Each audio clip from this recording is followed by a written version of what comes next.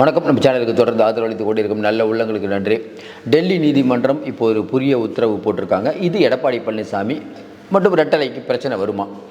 தொடர்ந்து நம்ம ரெட்டலைக்கு பிரச்சனை வருமானு ஏன் சொல்கிறோம்னா, மேலே வந்து பிஜேபி தான் தேர்தல் ஆணையத்திட்ட சொல்கிறத தேர்தல் ஆணையம் கேட்கும். இது ஒன்று. அதையும் தாண்டி டிடிவி தினகரன் அதிமுக வந்து பிஜேபி கூட்டணிக்கு வரணும், அதிமுக நல்லா இருக்கணும்னு பிஜேபி நினைக்குது. டெல்லியில் வந்து டிடிவி தினகரன் அவர் 2-3 பேரை சந்திக்கிறாரு. அது எதற்கு சந்திப்பு? எல்லாத்தையும் தாண்டி ஏற்கனவே தேர்தல் ஆணையம் ஓபிஎஸ் இபிஎஸ் எல்லாத்திட்டையும் கருத்து கேட்கணும்னு நீதிமன்றம் சொல்லிடுச்சு. அதையும் தாண்டி டெல்லி உயர் நீதிமன்றம் இன்றைக்கி ஏன் இந்த மாதிரியான ஒரு உத்தரவை பிறப்பிக்கிறாங்க? இது எடப்பாடி பழனிசாமிக்கு சிக்கலான எல்லாமே சிக்கல் தான். ஏன்னா அவரை விசாரிக்கணும், இவரை விசாரிக்கணும், அவரை விசாரிக்கணுங்கிறாங்க.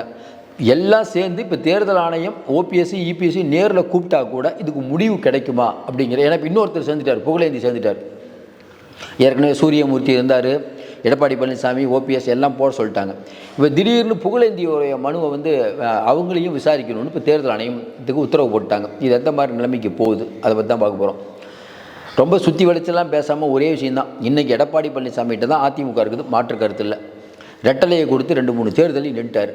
திடீர்னு பார்த்தீங்கன்னா எல்லா இடத்துலேருந்து ஒரே மாதிரி பேச்சு வரும்போது தான் மக்களுக்கு யோசிக்கிறோம். எப்படி சசிகலா அவர்கள் வந்து முதலமைச்சர் ஆகும்போது ஒரு கேஸில் உள்ளே போனாங்களோ அந்த மாதிரி எப்படி இந்த வழக்கு எல்லா நீதிமன்றத்துலையும் பாருங்கள். நீங்கள் கொஞ்சம் யோசனை பாருங்களேன். இந்த வழக்கு ரெட்டலவருக்கு கிடச்சிருச்சுன்னு நினச்சிட்டு இருந்தோம். திடீர்னு பார்த்தீங்கன்னா அவங்க 2 பேரையும் கூப்பிட்டு விசாரிக்கணும், அவங்க கருத்து கேட்கணும். யார்? ஓபிஎஸ்ஸையும் சூரியமூர்த்தியும். அதாவது பரவாயில்ல. இப்போ அதையும் தாண்டி 19ஆம் தேதி 2 பேரையும் கூப்பிட்டாங்க, போகிறாங்கிறாங்க.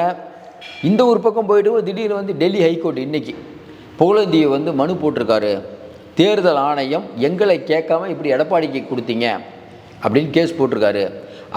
அது முடிவு தெரியாத வரை நீங்கள் வந்து இந்த நடவடிக்கை எடுக்கக்கூடாதுன்னு தேர்தல் ஆணையத்தில் சொல்லியிருக்குது. இப்போ தேர்தல் ஆணையம் கையில் தான் எல்லாமே இருக்குது. இப்போ தேர்தல் ஆணையம் என்ன பண்ணோம்? ஏற்கனவே சென்னை உயர்நீதிமன்றத்தில் ஒரு கேஸ் போட்டு 2 பேரையும் அழைச்சிட்டு வர சொல்லிட்டாங்க. இப்போ டெல்லி உயர்நீதிமன்றம் புதுசாக ஒன்று சொன்னதுனால இவங்க 2 பேரையும் கூப்பிட்டு தேர்தல் ஆணையம் விசாரிச்சுட்டு, இல்லைங்க 2 பேரையும் விசாரிச்சிட்டோம், ஆனால் டெல்லி கோர்ட்டு வந்து புகழேந்தியும் அந்த மணியும் விசாரிக்க சொல்லிக்குது. அதனால் கொஞ்சம் டைம் வேணும்னு டைமை இழுத்தா எப்போ முடியும்னு தெரியாது. ஏன்னா கோர்ட்டு நடைமுறையை பற்றி நல்லா தெரிஞ்சவங்களுக்கு தெரியும். இந்த கோர்ட்டில் வந்து ஒரு விஷயம் சொல்லுவாங்க, அடுத்து ஹியரிங் வர்றது எவ்வளோ நாள் ஆகும்னு தெரில.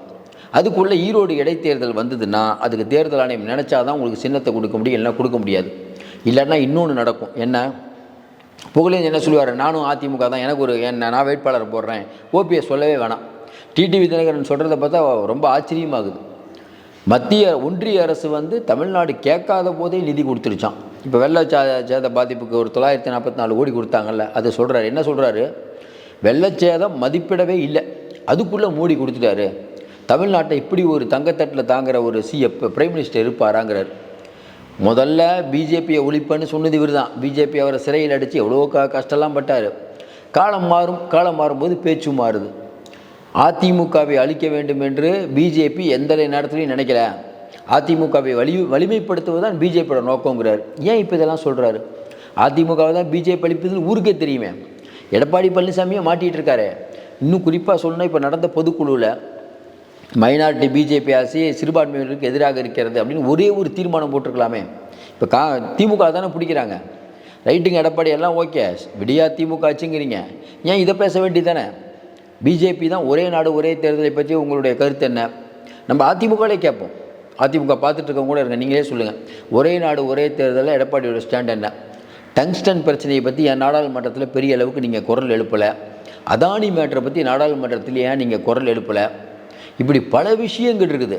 அதெல்லாம் விட்டுட்டு எதுவுமே விடியா திமுக ஆட்சின்னு மட்டும் சொன்னால் தமிழ்நாட்டில் ஓட்டு போட்டுருமா? திமுகவுக்கு இருக்கக்கூடிய எதிர்ப்பை விட, நீங்கள் குடும்பாட்சினாலும் திமுகவுக்கு இருக்கக்கூடிய எதிர்ப்பை விட பிஜேபிக்கு கடுமையான எதிர்ப்பு இருக்குது. ஜெயலலிதா அவர்கள் காலத்திலையோ கலைஞர் அவர்கள் காலத்திலையோ இந்த அளவுக்கு பிஜேபி தமிழ்நாட்டில் இல்லை. இன்றைக்கி நிலைமை அப்படி இல்லை. அப்போ நீங்கள் விடியா அதிமுக அரசுன்னு சொல்லலாம், அவங்க உங்களை வந்து ஜெயலலிதா கொள்ளடிச்சிட்டாங்கன்னலாம், அது வேறு. ஆனால் இன்றைக்கி வேறு மாதிரி. இன்றைக்கி பிஜேபி அப்படிங்கிறது வந்து உங்கள் கூட இருக்கக்கூடிய ஓபிஎஸ் டிடிவி எல்லாத்தையும் வச்சு ஒரு அணியை கட்டுறாங்க. அது வேலைக்காகாத அணின்னு வச்சுக்கோங்க. பாட்டாளி மக்கள் கட்சி கூட சேர்த்துக்கிறாங்க. வட மாவட்டத்தில் பவர்ஃபுல்லாக இருக்க பாட்டாளி மக்கள் கட்சி, அதுதான் முக்கியம். மெல்ல வளருது, வளரன்னு சொன்னால் வளர்ந்துட்டுருக்காங்க. அதிகாரம் இருக்குது, ஏதோ ஒன்று பண்ணிகிட்ருக்காரு அண்ணாமலை. அப்போ நீங்கள் எப்படி இருக்கணும்? அப்போ எடப்பாடிக்கு என்ன சிக்கல்? ஏற்கனவே சொன்ன மாதிரி ஈடியை பார்த்து பயப்படுற மாதிரி தாங்க தெரியுது. வெளிப்படையாக சொல்லணும்ல, இல்லைன்னா இவ்வளோ தூரம் எல்லாரும் சொல்லும்போது எழுத்து ஒரு அறிக்கை விட்டு பார்த்தீங்களா நான் சிறுபான்மை மக்களின் காவலன்னு சொல்லியிருக்கலாமே. அதை ஏன் சொல்ல தயங்குறாரு? நிறைய பேர் யூடியூப்பில் பேசுகிறவங்க கூட அவருக்கு ஆதரவாக இல்லை எடப்பாடிலாம் சூப்பருங்க, விஜய் எடப்பாடிக்கு ஆதரவு கொடுக்கணும் இடைத்தேர்தலில். ஏன் விஜய் வீணாக போகிறதுக்கு அதிமுக ஆதரவு கொடுத்து இப்போவே அதிமுக ஸ்டாண்ட் எடுத்து அவர் வீணாக போகிறதுக்கான ஐடியா கொடுக்குறாங்க. அது அவங்க ஒரு அஜெண்டா. நம்ம அதான் தொடர்ந்து சொல்லுவோம், எடப்பாடி பழனிசாமியுடைய கட்சி நல்லா இருக்கணும்னா இருக்கணும். ஆனால் இப்போ நல்லா இல்லை. பிஜேபி எதிர்த்து பேசாத வரை அவர் கட்சி டெவலப் ஆகிறதுக்கு வாய்ப்பே இல்லை. அதிமுகவுக்கு மாற்று நாங்கள் தாங்கிறாங்கல்ல, திமுகவுக்கு மாற்று நான் தாங்கிறாரு. கொஞ்ச நாள் போச்சுன்னா இதேமாதிரி போச்சுன்னா விஜய் அமைதியாக இருந்து பிஜேபியை மட்டும் திண்டிகிட்டு இருந்தால் கூட போதும். தமிழ்நாட்டில் அவருக்குன்னு ஒரு இடம் இருக்கா இல்லையா? நீங்களே கொஞ்சம் யோசனை பாருங்கள். பிஜேபிக்கு எவ்வளோ எதிர்ப்புக்கு தமிழ்நாட்டில். அது விஜய் பாசிசம்னு சொல்கிறாரு, அவராவது சொல்கிறாரு. நீங்கள் ஏன் சொல்கிறீங்கன்னு தான் நம்ம கேட்குறோம். புதுசாக வந்த கட்சியெல்லாம் பேசுகிறாங்க சார், நீங்கள் ஏன் பேச மாட்டீங்க? இப்போ அது இல்லாமல் இவ்வளோ வழக்குகள், இது எங்கே போய் முடிய போகுதுன்னு தெரில. அப்போ தேர்தல் ஆணையம் நினச்சா இப்போ என்ன நடக்கும்? சாதாரணமாக தெரியும்ல, அங்கே தேர்தல் ஆணையத்தில் அங்கேருந்து டெல்லியிலேருந்து கூப்பிட்டு சொல்லிடுங்க எடப்பாடிக்கிட்ட, கூட்டணிக்கு வந்தீங்கன்னா ரெட்டலை இல்லைன்னா ஓட்டையில முடிஞ்சு போச்சு. என்ன பண்ணுவார் எடப்பாடி? இல்லை ரெட்டலாம் வேணாம், நான் கட்சி தான் முக்கியம், ஓகே முடிவு எடுக்கலாம், நான் அப்பயும் சொன்ன முடிவு எடுப்பார். சரிங்க ஈடிலாம் அனுப்பலான் இருக்கோம். எடப்பாடி கூட பயப்பட மாட்டார். கூட இருக்கவங்க அண்ணே வேணாண்ணே பிரச்சனைண்ணே, ஈடி அனுப்புனா சின்ன பணமாக்கி விட்ருவாங்க. அதிமுகவில் வர தேர்தலுக்கு முன்பு எடப்பாடி பேசாமல் இருந்து கடைசி நேரத்தில் நடவடிக்கை எடுத்தாருன்னு வச்சுக்கோங்களேன். யாராவது ஒரு 2-3 மினிஸ்டர் மேலே ஈடி நடவடிக்கை எடுக்குது. அப்போ எடப்பாடி இல்லை ஈடி பழிவாங்கும் நடவடிக்கை அப்படின்னு சொன்னார்னு வச்சுக்கோங்களேன். இன்னொரு 4 பேர் மேலே விட்டாங்கன்னா என்ன பண்ணுவீங்க? பிஜேபி அதிமுகவை பயங்கரமாக டேமேஜ் பண்ணுதுன்னு வச்சுக்கோங்களேன். அப்போவாவது அதிமுக எந்திரிக்கிறதுக்கு டைம் ஆயிரும். அதெல்லாம் மக்கள் ஒத்துக்க மாட்டாங்க. அப்போ இவ்வளோ நாள் அமைதியாக இருந்தீங்க, உங்களை திட்டினா உங்கள் மேலே ஈடி விட்ட உடனே ஐயோ அதிமுக எங்களை அழிக்க பார்க்கிறது, பிஜேபி எங்களை அழிக்க பார்க்குறதுன்னு சொன்னால் மக்கள் நம்ப மாட்டாங்க.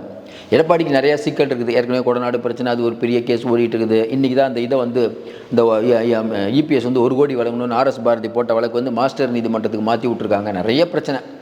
இந்த வகையில் இப்போ மறுபடியும் சொல்கிறோம், இந்த புகழேந்தி அவர்கள் போட்ட வழக்கும் மறுபடியும் ஒரு சிக்கல் தான்.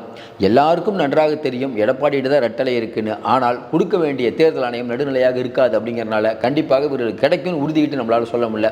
தொடர்ந்து சிக்கலுக்கு மேல் சிக்கல். இதை எப்படி சமாளிக்க போகிறாங்கன்னு தெரியல. திமுக காட்டில் அடமலை தான், சூப்பராக இருக்காங்க. அவங்க கேட்குற கேள்வி நியாயம்தான். பிஜேபி எடுத்து ஒரு வாரத்தை கூட தீர்மானம் போடாமல் எப்படி நீங்கள் எல்லாம் பேச முடியும்?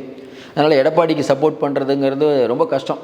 நம்மளும் சரி எடப்பாடி பழனிசாமி பேசுவாருன்னா ஏதோ ஒரு முடிவு எடுக்கணும். நீங்கள் ஒன்றா பிஜேபியோட சேர்ந்துருங்க. பிஜேபிக்கு பயந்து எத்தனை நாள் தான் நீங்கள் ஓட்டிகிட்டே இருப்பீங்க? அப்போ யார் தான் உங்களுக்கு வாக்குகள் போடுவா? அதிமுக வாக்கும் கிடைக்க போகிறதில்ல, பிஜேபி இந்துத்துவ வாக்கும் கிடைக்க போகிறதில்ல, இஸ்லாமிய வாக்குகளும் கிடைக்க போகிறதில்ல. என்ன சொல்கிறதுன்னு தெரில. இது இப்படியே போனால் தமிழ்நாட்டுக்கு நல்லதில்லை. ஒரு பிரதான எதிர்க்கட்சி வேண்டும். கடைசியாக பிஜேபி நம்ம எடப்பாடி இப்படியே போயிட்டு இருந்தாலும் உண்மையான எதிர்க்கட்சியாக விஜய் வர போகிறார். அவரும் சில மேட்டருக்கு பேச மாட்டார். அவராது பேசணும். அதானியை பற்றி அவரும் பேசுகிறதில்ல, டென்ஷனை பற்றி பேசுகிறதில்ல, ஒரே நாடு ஒரே தேர்தலை பற்றி விஜயோட எண்ணம் என்ன? இதெல்லாம் திமுகவுக்கு ஒரு பெரிய வலு சேர்க்கும் இல்லைங்க. தொடர்ந்து நம்ம சொல்கிறோம் திமுக அவங்க என்னங்க திமுகவே டேமேஜ் பண்ணிக்க கூடாது. வலுவான எதிர்க்கட்சி ஒன்று தேவை. திமுகன்னு இருந்தால் இப்போ எதிர்த்தாப்பில் ஒன்று வேணும். அது எதிர்த்தாப்பில் இருந்தால் ஜனநாயகத்துக்கே நல்லது இல்லைங்க. மீண்டும் சந்திப்போம். நன்றி, வணக்கம்.